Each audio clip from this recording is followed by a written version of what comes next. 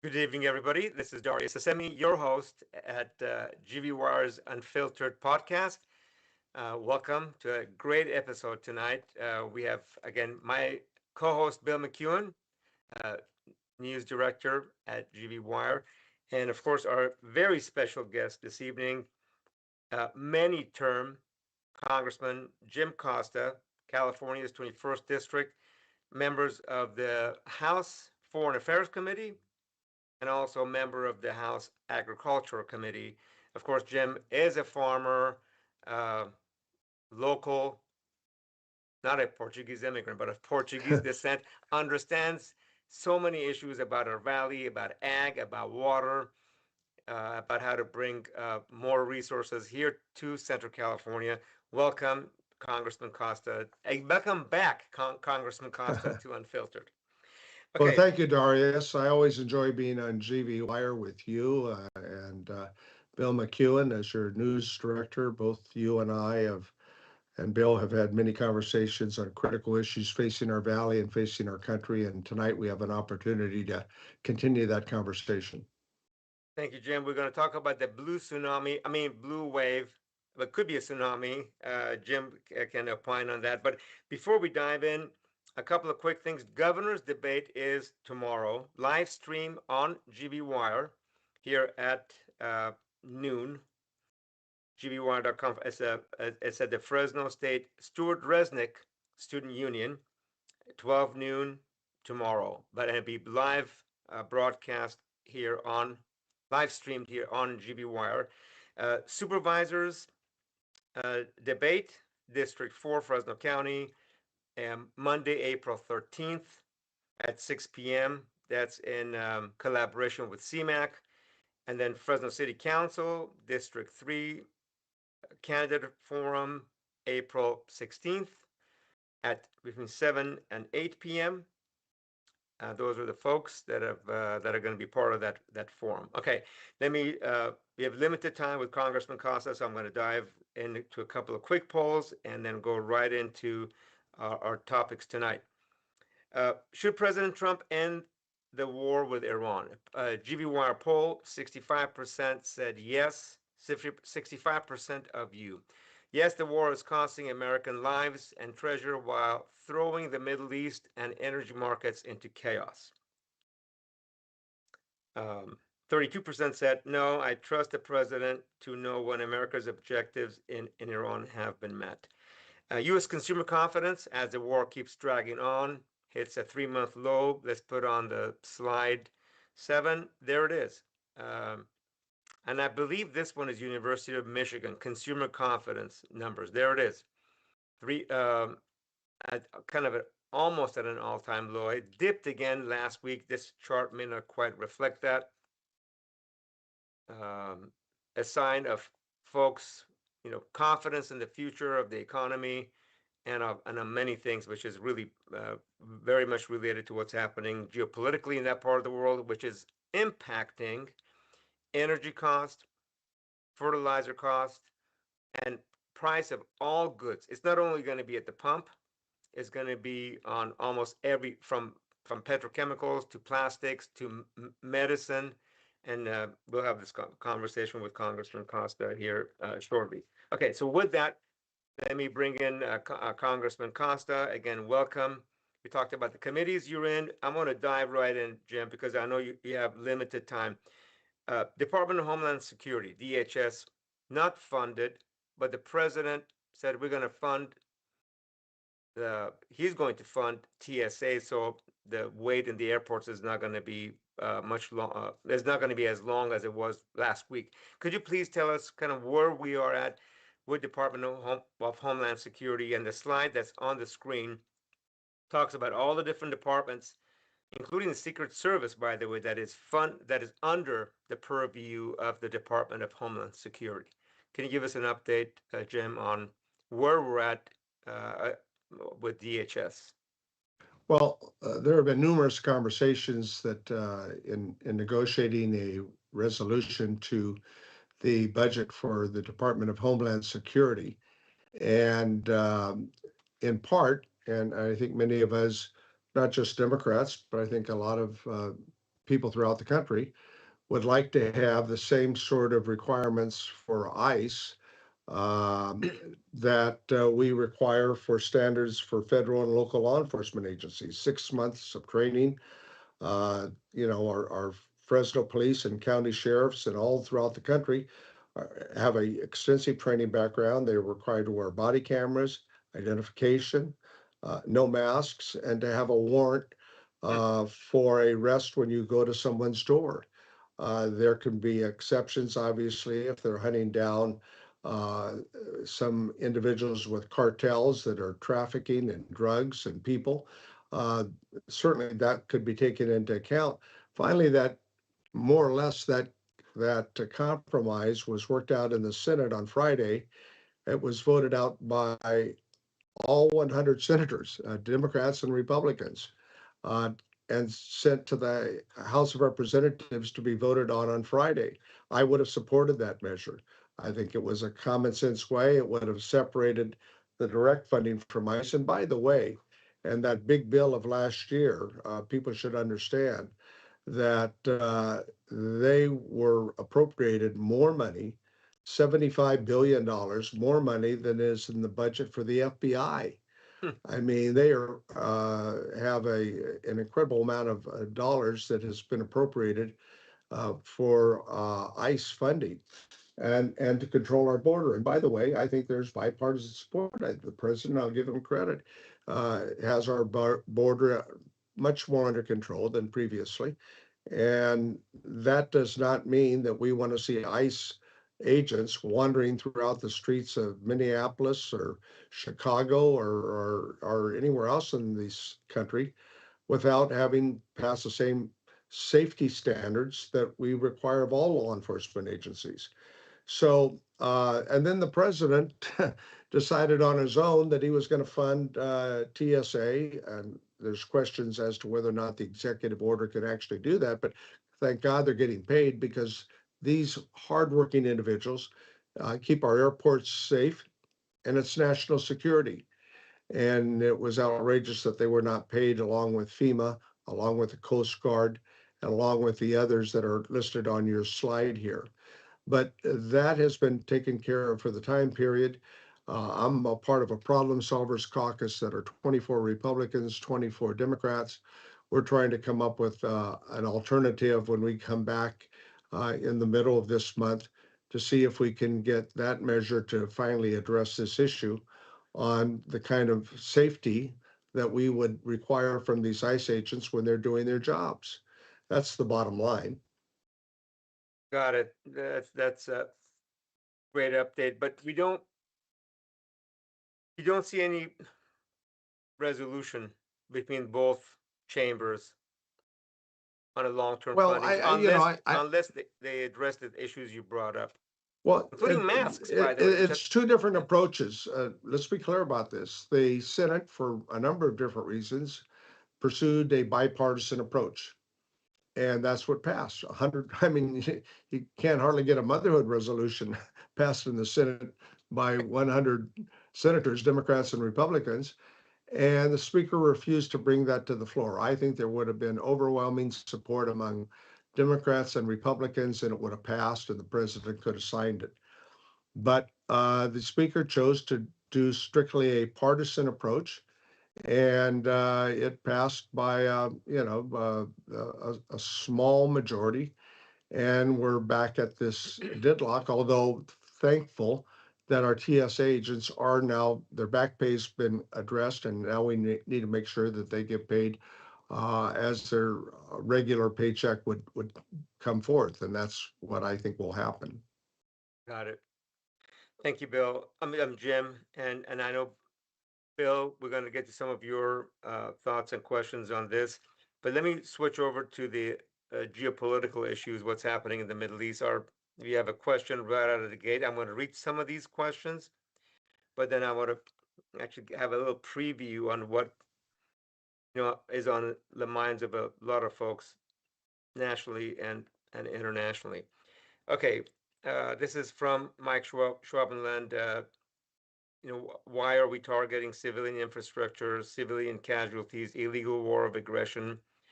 The ICC blocked investigations. Domestic legal immunity by Trump. Failed war powers resolution. Power of the purse by Congress. Okay. Controlling oil prices and manipulation of oil stocks. We're going to get to some of those from submitted by Mike and a few other folks. But let me, you know, Jim, some of the, the concerns of the American public is why this was a war of choice, and many folks have talked about, this was not Iran. We were negotiating with Iran. It was not Iran was not a threat to the United States, and we were really President Trump was kind of lured into going into war by Prime Minister Bibi Netanyahu. And then when you look at some of the podcasts from Tucker Carlson and some of his guests um, that are, scholars of different kinds of scholars, he talks about, is there a blackmail, Epstein blackmail, and is it pay to play? Is the American government paid to play? He had Brett Weinstein on uh, last week, which said, "Hey, foreign our adversaries and our allies both understand the power of the lobby groups, many lobby groups in Washington, and they use that. And when the lobbying doesn't work, then there is blackmail, whether it's Jeffrey Epstein, or if Epstein was connected to foreign intelligence services or not. Um, and then you have the president's own, not the interview, that the presentation he made about a year ago with Miriam Adelson about the amount of money that was given to the president by that family. What is it? Over $200 million. So all of those things go into play, and we go, if in fact Iran was not a threat to the United States, and they were negotiating. I'm not saying they were negotiating in good faith, but if they were negotiating, and then we go on and attack them in the fourth quarter or third quarter of the negotiations, what and we've spent, I don't know what the number is, 20, 30, 40 billion dollars, but we're taxing the American consumer, not only at the pump, but by the way, if the war ends tomorrow, I think gas prices are not coming down. When Iran has taken out natural gas supply, and some of these refineries and oil wells, and the GCC, and United States and Israel have blown out a lot of Iran's capacity, and it's going to take many years to rebuild that infrastructure. So we don't expect oil prices to come down, which means oil companies are going to make a lot of money in the years to come. How does this all fit in? You're in the Foreign Affairs Committee. You're a member of Congress, which means you're under a lot of pressure. You want to take care of your constituents, which you have over decades from Congress and when you were in the state legislature. But you're also under immense pressure because, unfortunately, and you and I have had this conversation, House of Representatives, you're up for re-election every 2 years, and No, that's true. so how do you But balance all of those? well, let me cut to the chase here in terms of this was a war of choice. I concur. It certainly was by our president a war of choice. And what were the motivating factors that led him to this decision? We can only speculate. I'm not going to comment on rumors and conspiracy theories. I mean, there may be some substance of merit there or truth, but what I can comment is the following. I think we've had enough experience in the Middle East. You can go back to the Gulf War. You can go back before that. Anytime in history, you want to go back to 47 years ago when the Ayatollah took over and this theocracy came about in Iran. But I think that a person that I have a lot of respect for, but he's not the only one, General Colin Powell, learn from some of our experiences. And the Powell Doctrine is something that certainly our president chose not to follow. It's three basic points. Number one, before you decide to enter into a conflict like this, you should have the overwhelming support of the American public. Your poll that you just showed mirrors the same polls that we're seeing across the country. This war is overwhelmingly unpopular with the American public. And under the War Powers Act, it's the Congress that has the jurisdiction to determine whether or not we engage in a war like this, unless we are being attacked in some unprovoked way in which the president, any American president, has the right and should defend our country. This was not the case. We were not attacked. We did not have an opportunity to vote on the War Powers Act. It came up, we brought it up, and it failed mainly along partisan lines. I think there were 2 or 4 Republicans that voted to bring up the War Powers Act. And so the first point that Colin Powell said, we did not approach that to gain the support of the American public or the Congress. Number two, go in with overwhelming force. Well, we've done that. We've decimated, as you pointed out, Iran's infrastructure, much of their Air Force and their Navy. But guess what? They're still in the fight. And for a lot of reasons, they still have the ability through drones and through missiles to inflict damage, not only upon Israel and American forces that are based in the area, but also among their Arab neighbors. And we see those attacks in the Gulf states. And so, notwithstanding the fact that we've gone in with overwhelming force, Iran still is capable of retaliating. And number three, and most important, I think, of all three of the factors, you ought to have an exit plan before you go in. My friends, generals and admirals will tell you we're really good at breaking things up, but it's kind of that old adage about the pottery barn. Once you've broken things up, then where do you go? And that's where we are at this point, and that's, I think, why the president is grasping to try to figure out how we end this war. And clearly, there are a number of different scenarios that we could discuss here this evening on how that might happen. But certainly, I think we'll know within the next several weeks or within the next month or 6 weeks that the American public is only going to tolerate so much. And they're already talking about coming back to the Congress uh, for a supplemental appropriations. We've spent $35 billion. They're talking about as much as $200 billion as supplemental funding. And they're talking about taking part of that away from our health care.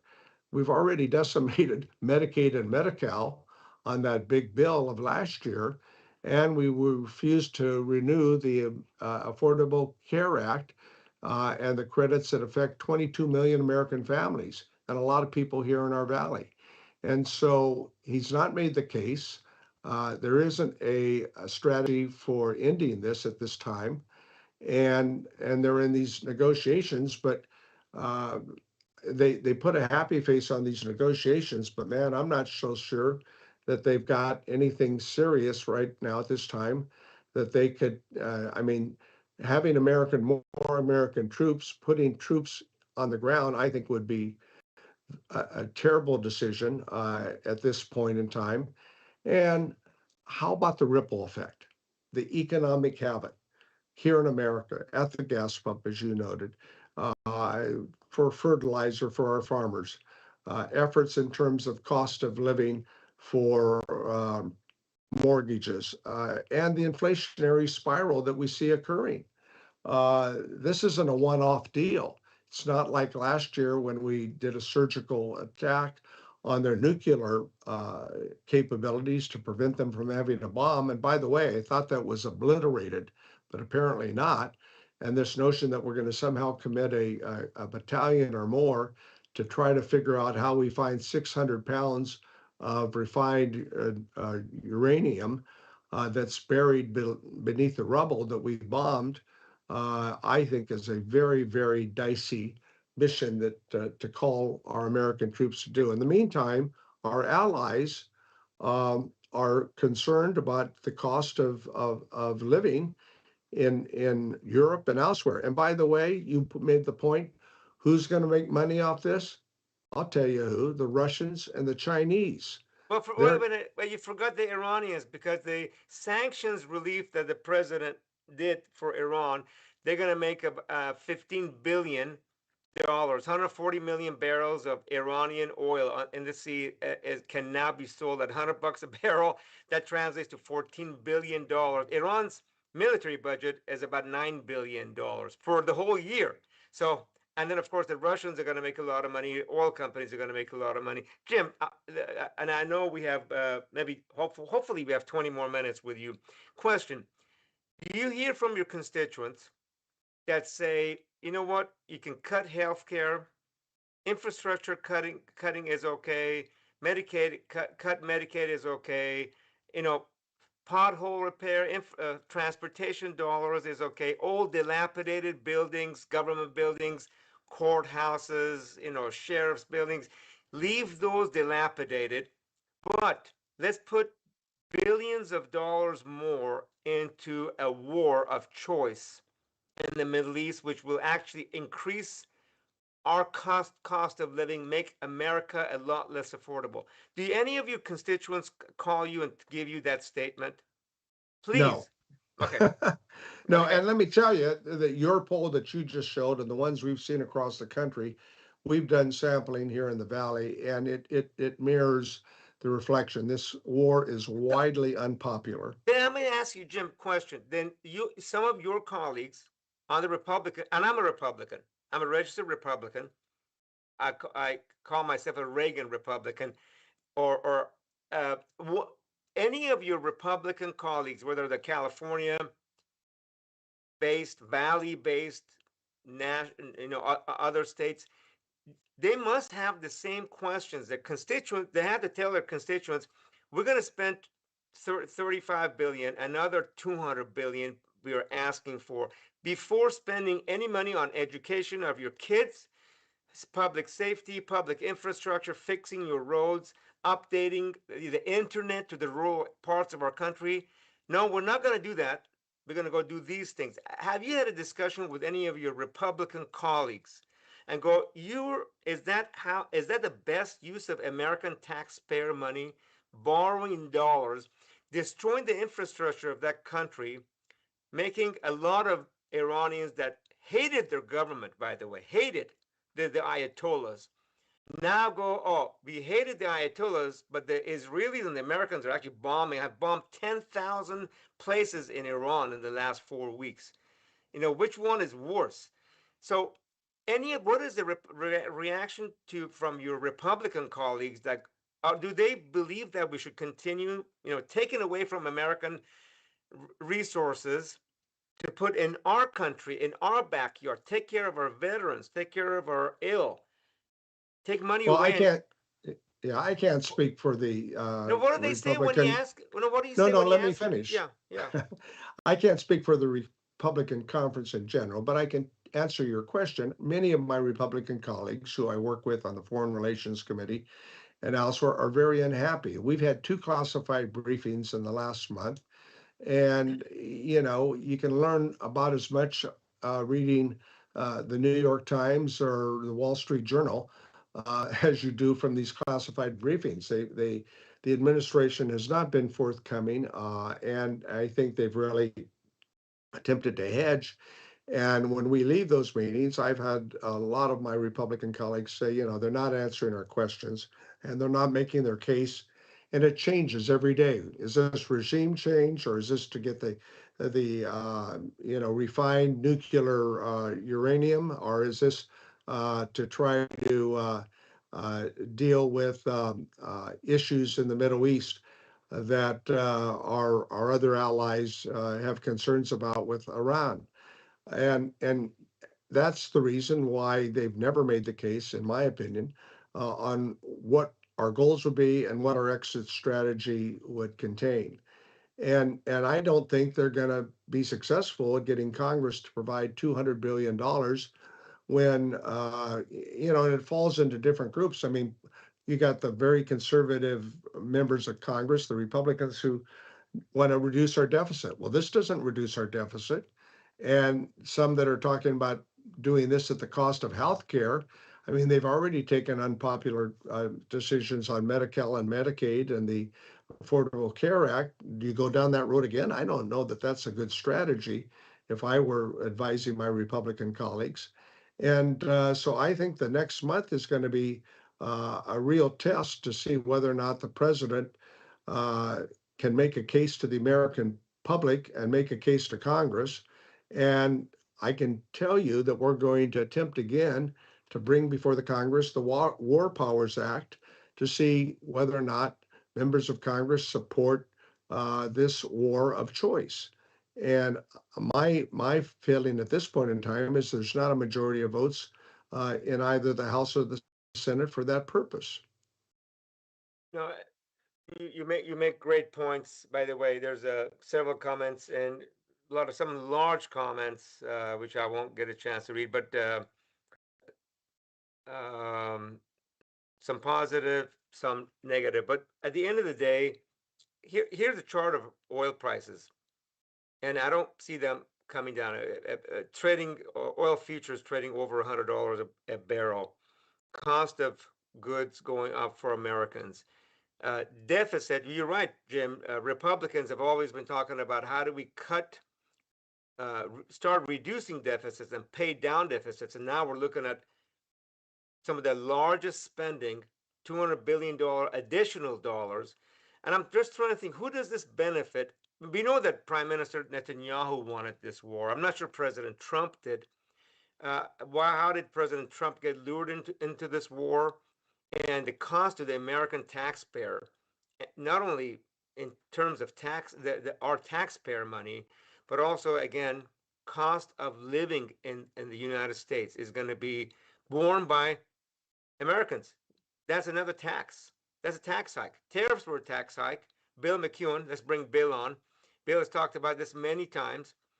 Tariffs are a tax hike. And now we have cost of living artificially go up. And my concern is by end of the year, we're looking at between 5 and 7% inflation. If you have assets, you're doing okay. If you don't have assets and you're a middle class, or a retired person, it's going to be difficult. Well, you look at the ripple effect of the worldwide economy. I mean, we think that we were trying to bring down inflation and we were trying to avoid a recession, but we see now a lot of the Wall Street financiers and seeing that we're increasing as a result of the inflation, the chances of a potential recession before the end of this year. Our European allies, I mean, we can't walk away and say, well, the Straits of Hormuz don't matter and we should ignore this. As Iran is continuing to determine where 25% of the world's energy comes from. And then, by the way, we have moderate Sunni states there, beginning with Saudi Arabia, Qatar, UAE, and you go down the list, who are being dramatically impacted, and these are folks that we work with. And we're not even talking about what they might do with the Houthis in Yemen on the Suez Canal. So I mean, this is plunging. It's not a one-off deal. And it's our friends and our allies that are going to be impacted unless we figure out a way to bring some level of normalcy back. But easier said than done. Jim, do you believe this could be a kind of a diversion or distraction on what's going to happen to Gaza? I mean, Israel has displaced 2 million Palestinians, and now there's talks of rebuilding it, capturing all the property, annexing all the West Bank, moving the 2 million Palestinians to Somalia or Somaliland, and then and develop that into a beautiful resort on the Mediterranean. Do you believe any talks Well, about that? This could be a distraction for that. now the president has mentioned that before. I hope that is not the plan going forward. I've supported hundreds of millions of dollars for relief over the last 10 years for the people of Palestine. I've also supported, as we've discussed, aid to Israel.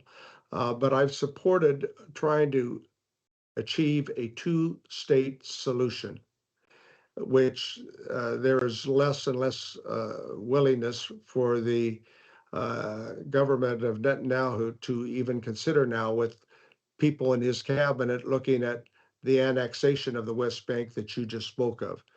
And what we are now finding ourselves in a situation is, for those of us who supported a two-state solution, the Palestinians living peacefully, uh, coinciding with the Israeli people, is getting far removed from our efforts to see that occur.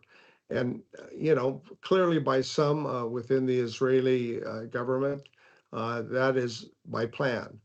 What will happen here with the people of the Palestinians and the people in Gaza, given the current direction of this Israeli government, it is one of great concern that I have, and a lot of other people do as well.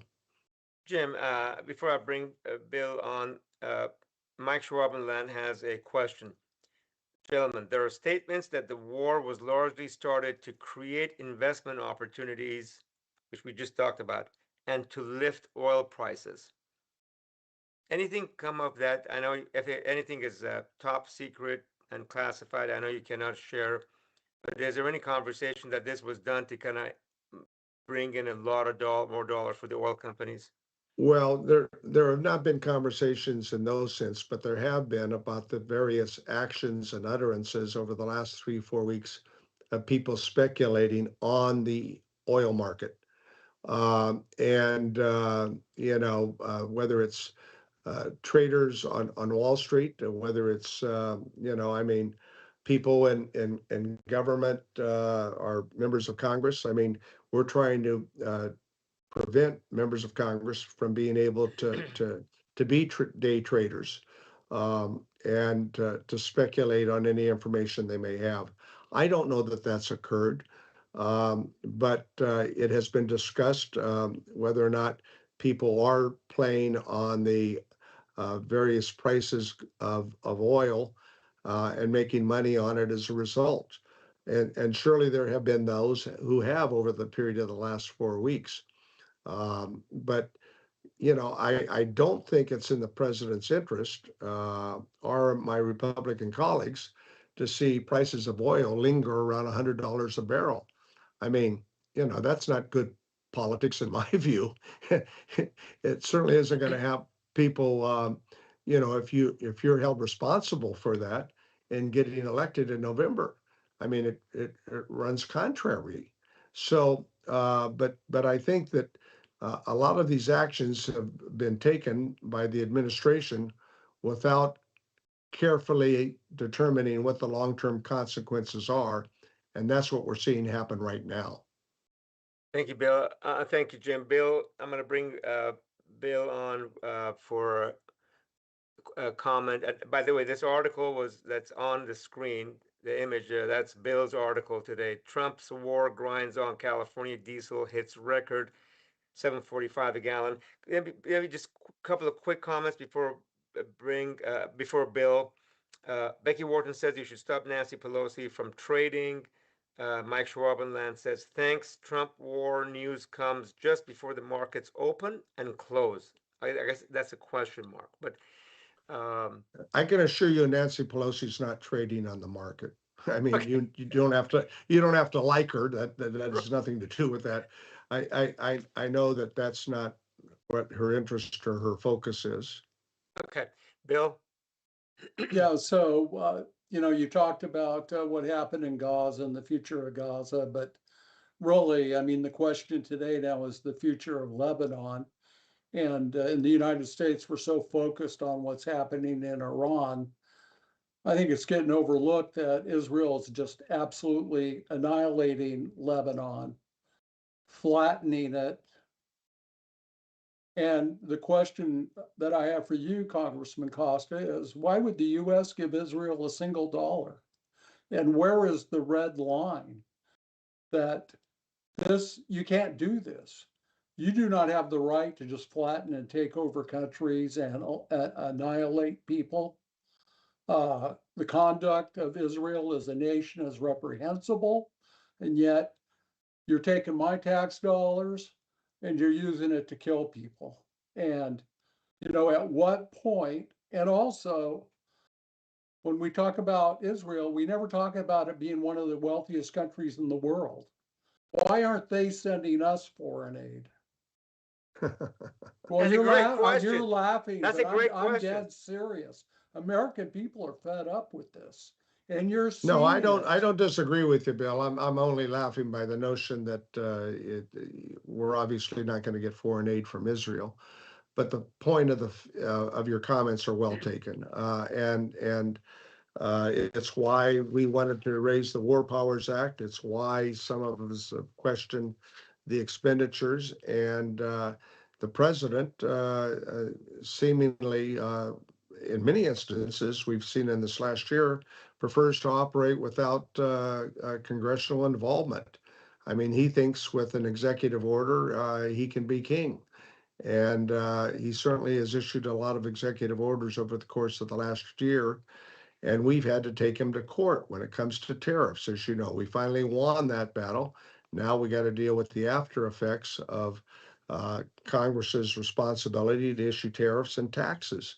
But we see this again on his decision to wage a war of choice without the support of the American public and without the support of Congress. And this is a seminal moment in American history. And it's just not with Israel and the failed states of Lebanon, the failed states of Yemen, the failed states of Libya, the failed states of Iraq. You could add to that. I mean, a whole course of American action over a period of decades has resulted in failed states and no two-state solution between the Palestinians and the Israelis. And every time that we've tried to press that issue, we've had a government that is unwilling to pursue that effort with our ally Israel, and they have done a great deal, I think, to harm their perception in the world, which up until about a year ago, I think, was more positive than negative. But now they have, I think, created a real challenge for themselves and for their allies. That's clear. Jim, you pointed this out beautifully just now. American foreign policy in that part of the world has created a lot of chaos, from Libya to Iraq, and I'm the question. I think Bill's comment, which he's getting a lot of very positive uh, comments on our feed, is this at the behest of Israel to go on and destabilize the area and really make sure there's no country from Libya to Iran to Iraq could ever question Israel, and Israel becomes the superpower, really the superpower of the world that ultimately dominates U.S. policy at every level. I mean, if we're preparing, we've spent 35 billion already, and Congress is at, or Republicans are asking for $200 billion more for this war, while Americans are going to continue to suffer, whether it's healthcare, infrastructure upgrades, or a higher cost of living. Are we doing this at the behest of another government? And I'm going to go to what Bill said. Uh, why do they have so much control over our government? And shouldn't it be the other way around, where one of the richest countries in the world, and certainly one of the most technologically advanced countries in the world, look at it the other way around, as our ally, and our country is basically, I don't want to say it's broke, but we owe $40 trillion. And really, this question is, you understand these issues really well, Jim. Your colleagues, Republican members of the House and Senate, that are saying, we need to spend more money on this war, and spend less money on the American public back at home. How do they justify that? And that's really ultimately my Well, question. I don't know how they justify that. I think that as this continues, they're going to have real challenges in the November elections, I would think. But let's look at it from a perspective um, that I think I find very difficult to understand. The president was engaged in the Abraham Accords, and I think they were goals that came together with not only the other moderate states and to build on that. And they was a great sense that they were going to go forward, and that may have been the action on October 7th that created the attack by Hamas that derailed from Saudi Arabia becoming a member of the Abraham Accords, along with some of the other Right. moderate Gulf states. I think that could well have been the case. I think it might have been with the radical theocracy in Iran to have their proxies, Hamas and Hezbollah, take action. But what I think the Israeli government is failing to acknowledge is the predicament that they have put themselves in, and I can remember over the visits, and I've been to Egypt, I've been to Sinai, I've been to Jordan, I've been to Israel, I've been to the Gaza Strip. And what do they always say when you go there? We live in a tough neighborhood. Yes, you do live in a tough neighborhood. But all the efforts that have been taken to try to uh, uh, create a condition under which Israel could be friends with its neighbors are currently being diminished. And you wonder for how long can these moderate uh, Arab states, and they've got their own agenda, to be clear, and they have adversity with regards to Iran. Iran is now firing these missiles and these drones at them. I mean, with the opening of the Arab Abraham Accords, you had multiple daily flights going from Tel Aviv to Dubai and to other parts of it, and a whole level of economy was taking place. That has all been now taken back. And so I don't know. I know there are protests that are taking place in Israel. I know that from looking at public opinion polls that this government has uh, when they're going to have another election in Israel. The Israeli prime minister has been able to delay, but at some point, Israel's going to have to be accountable uh, and determine whether or not they want to pursue the effort with the Abraham Accords and a two-state solution. That's really what's at stake long term, and I just fear that all the efforts of this war is going to set that all back a long time. I don't believe, unfortunately, I don't believe we're going to ever have a two-state solution. Prime Minister Netanyahu says, in my opinion, from what if I remember correctly, what he said is that there will be no two-state solution. I don't know if you've heard the same thing or not. Maybe it was not directly from him, but so long as he's in power in Israel, and I know, by the way, I have a lot of Jewish American friends, and I see polling in Israel that a lot of Israelis and a lot of Jewish Americans want a peaceful Middle East. They want to coexist side by side by a free Palestinian state, eventually becomes its own country. Uh, Let me bring Bill in. Bill, you had a comment or a So question. actually, and it's a tangential question. On Saturday, we saw the largest mass protest in the history of America. 10 million Americans out there for No King's Day. And part of the reason they're out there is over this Trump's unilateral war. But the other thing, and I think perhaps bigger, is Americans look at this economy and look at the accumulation of wealth in the handful of a few. We used to talk about Russian oligarchs all the time. Now we have American oligarchs. And I think Congress is so far from the streets of America, they don't realize what's going on. And I'll just offer this up to you, Congressman. A podcaster, Joe Rogan, may very well have swung the election to Donald Trump. And of course, he now regrets it. But we now have Harvey Levin, who's a lot smarter than Joe Rogan. He has TMZ, and he's announced that America's fed up with Congress, and he doesn't care. Every congressman should be voted out, even the good ones. And, people laugh about that and say he just wants ratings, of this and that. A lot of people are listening to him.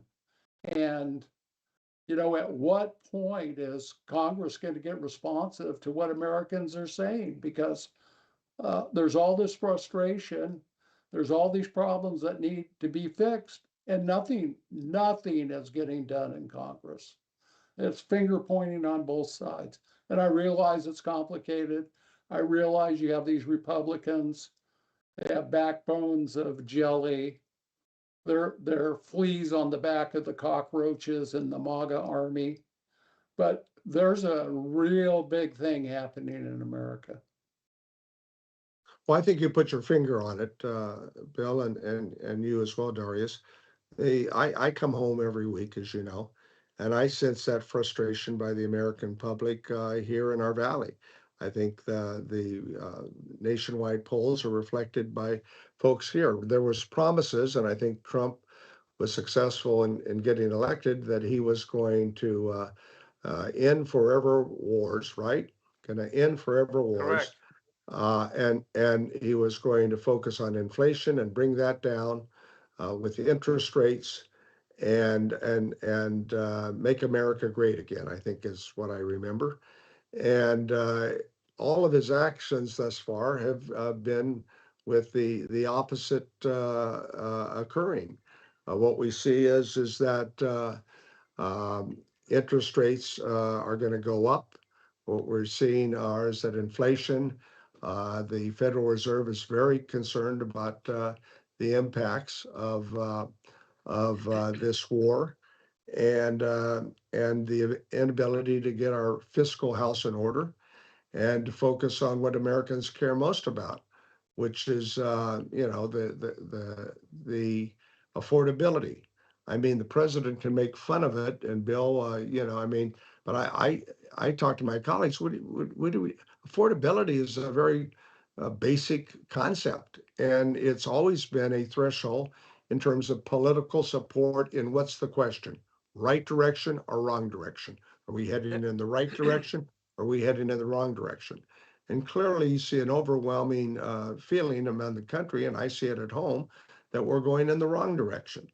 And we can point out to all the examples of what has taken place over the course of the last 12 months that has put us on this path that in which the majority of Americans are unhappy. And that's why 8 million people made their voices heard across the country in not only, major metropolitan areas, but I mean in red states, in Alaska, and in places you would never think to see that level of voices being heard with their actions on No King's Day. Jim, before you drop off, I have a question which really would like to be a statement for the GV Wire Unfiltered audience. What is the Democratic response? The war is very unpopular with Americans. Spending money overseas is very unpopular with Americans. Starting forever wars, destabilizing other regimes and other countries that don't necessarily help Americans or Americans, prosperity is very unpopular. What is the Democratic response? What are I tell my folks complain about President Trump. I said, well, listen, you didn't put up a candidate that could compete with President Trump for middle class Americans and folks that are, I'm sorry, in the middle of the spectrum in 2024. So is there going to be a Democratic response to all the frustrations amongst Democrats, maybe no party preference, independents, and some Republicans, or maybe many Republicans? What is the Democratic response going to be? Here's what the Democratic Party is going to be about. Here's what we're going to deliver or try to deliver or put forth in Congress if we get the majority. And here's the, what is it? Contract with America that Newt Gingrich did in 1994. Here's Democratic contract with America. Here's what we will deliver for you Americans if we become majority in the Congress, which is both chambers. Is there Well, a I think plan for that? we have a responsibility to make that case to the American public, and ultimately they will decide. But I think it starts with the whole question of affordability and focusing on dealing with America's healthcare system that has been really undermined with the cuts on Medicaid and Medi-Cal. And beyond that, the Affordable Care Act that had brought insurance to millions of American families that didn't have it otherwise, who are today finding their fact that they're losing their health care coverage. We have to make the case on why we're willing to invest back in our country's infrastructure that I think Americans care a great deal about in terms of our transportation, our water needs here in California, those kinds of investments that build our economy. I think that we're going to have to make the case that this erratic implementing of tariffs, 90 days, 90 countries, no exceptions, that has turned into a whole host of chaotic impacts of instability, so much with our allies. And we've lost focus on what was clearly a bipartisan effort 4 years ago when Russia invaded Ukraine about good versus evil. China is watching America today. They're watching our actions in the Middle East. They're watching our actions on Ukraine, and they're watching our actions as to whether or not Secretary Rubio has said as recently as yesterday that we have to question our NATO alliance. What do you mean we have to question our NATO alliance? We didn't go to our NATO partners and say, would you support us in this engagement with Iran? We didn't ask our NATO partners on, as President Bush did in the Gulf War, the only time that Article 5 was ever invoked after we were attacked on 9/11. And the fact that this administration seems to take for granted our partners, our allies that have created the largest economic wealth post World War II through efforts that we've been able to successfully implement. We've got to get back to knowing who our friends are and who our adversaries are. And I can tell you, China and Russia are not our friends. And so I think the Americans are looking to see what kind of alternative Democrats are going to provide. I think you're both absolutely correct. And we have to make that case over the course of the next 6 months for the November elections. And then the public will decide. But I'll say one other thing. I mean, there was a lot of things that I think we could all agree with about how Biden ended his term, other efforts that I had disagreements with. But, I mean, in 110 days, um, Vice President Harris came very close to winning the election. I mean, there was no landslide, and he didn't, he, for the first time won the popular vote. But the fact is, it was four states that determined the outcome of the election that were determined by 1% and 2%. So this mandate, uh, I think what we're seeing was really not a mandate. He won, of course. I don't believe in these, elections are hoax. I think our elections, uh, any way you look at it, are conducted fairly and with integrity. And this notion that we're going to undermine our elections for November scares the Jesus out of me. We're not going to federalize these elections as the president has suggested. That would be, I think, a situation where bringing in National Guard into our cities and this militia, i.e. ICE, could be determined to be an acceptable case because the president might want to declare an emergency. And that, I think, for not only Democrats, independents, and Republicans, we need to safeguard what has been a fair election system in this country and ensure that we maintain the credibility with the American public that's will be the elections that we hold, that people can vote by mail ballot, that people can exercise their right to vote without the fear of being deported because they may not have the same color skin. I mean, citizens are citizens, and voting fraud is so de minimis in this country. Yet the president continues to try to make that as it's some great concern, and it's not. Jim, you make great points. There's a lot of comments, and I know you're out of time. A lot of great comments, a lot of investment opportunities that has happened right before this war started. Comments on Facebook feed by Mike Schwab and Len. But you mentioned, tariffs and the best post-war, Second World War economy we've created by creating economic ties to countries all across the world, help lift them out of poverty and help have them help build America's economy and consumer purchasing power. But sometimes I wonder, Israel. I have so many friends that tell me Israel is America's biggest ally, and gosh, we've spent a lot of U.S. taxpayer money to help execute the wars that I think Prime Minister Netanyahu, or maybe his other folks in Israel, um, have wanted us to prosecute on their behalf. It's just a lot of money. And I go back to Bill. Are we going to get some benefit from Israel, or are we going to actually is Israel going to dominate the world? I'm going to leave it with that.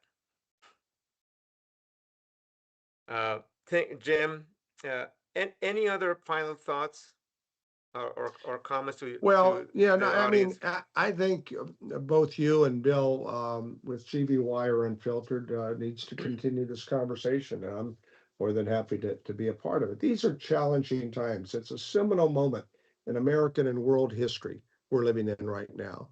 And I think the politics of finger pointing, the politics of blame, the politics of fear that are being practiced in this country in all sorts of different ways lead to an erosion of America's confidence in itself.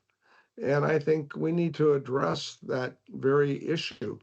We all have friends, and you get together, and some say, "Well, I don't want to talk about politics. I don't want to talk about religion."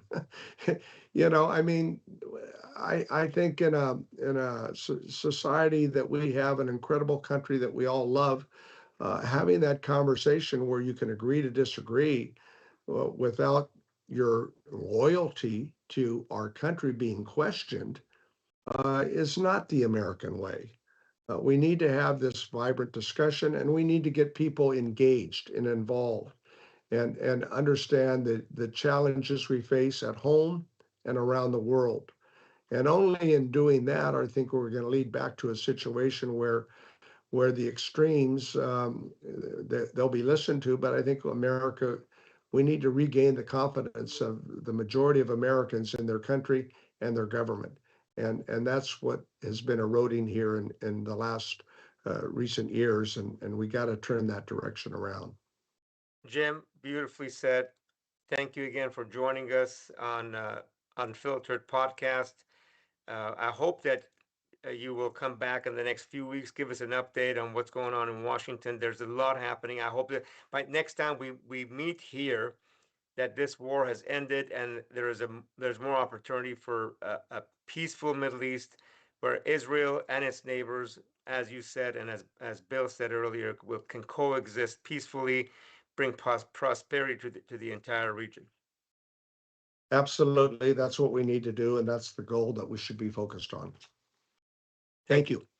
Thank you, Jim. Bill, Okay. final comments? Just my last comment is that 10 million people out there protesting Saturday. That was 2 million more than the previous No Kings. Many of them are people my age and older, people in their 80s, and they're not doing it for themselves. They're doing it for the future generations. And I just don't see that stewardship in America anymore. As a country, we've become so many people that are in power are so selfish. They don't care about what the future holds beyond what it holds for their own children. And that's really sad. We talk about the birth rate in America being an all-time low. It's because many people that are, 30, 35, they fear bringing a child into this world. And that's an indictment of what we've let America, as Darius would say, this beautiful country. It's an indictment of what we've become. We have a handful of people. Yes, we have a Supreme Court and Congress and a president and all that, but we have about 10 people running this country. They get everything they want. And we talk about, equality and being a Republican democracy. And it's become a joke. Jeff Bezos gets what he wants. Peter Thiel gets what he wants. Elon Musk gets what he wants. The laws don't matter. Well, look at And Netstar. And the what's merger, that? they're not supposed to have more than 30% of the market share on television stations throughout the country. This merger will allow one company to have 70% of the television audience. Exactly. And they'll be telling every station what to cover. And they'll be using AI to do it. And, we didn't even get into AI tonight. I mean, that is changing so quickly. And again, we're not stopping and having the debates and the real thought process about what should happen. Here in California, we see because of the race for AI and all the potential wealth, we have billionaires now. What did they put 35 billion into this, 35 million into this political cycle right here in California alone? And I talked earlier about oligarchs and in the United States. I mean, with AI, we face the real possibility of five people controlling the United States. With all their wealth and information, whether it's Palantir or some of these other entities, as Bill brought up, what we put up on the screen is an email between I believe it's Peter Thiel and Jeffrey Epstein that was that's circulating on what has been released, where Mr. Epstein says, "I represent the Rothschilds." Okay, thank you, Bill, Jim. Thank you so much. Thank you. To be continued. Yeah, To be continued. Hope to see you in a couple of weeks, and with hopefully a lot better news. Yes. From your lips to God's ears. Thank you. Awesome. Thank you all. Take Good care. night. Have a great week, and see everybody next Tuesday night. Good night.